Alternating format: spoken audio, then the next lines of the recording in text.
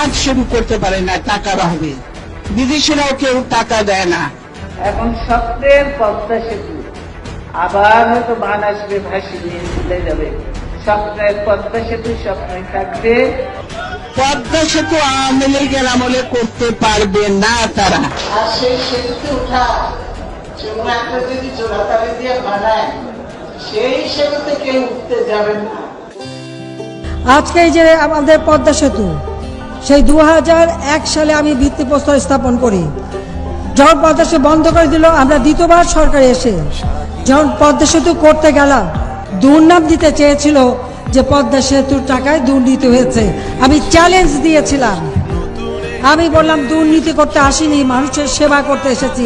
শেখ মুজিবের মেয়ে দুর্নীতি করে না। পেছনে ফেলে সামনে বাড়ো, জয় বাংলা।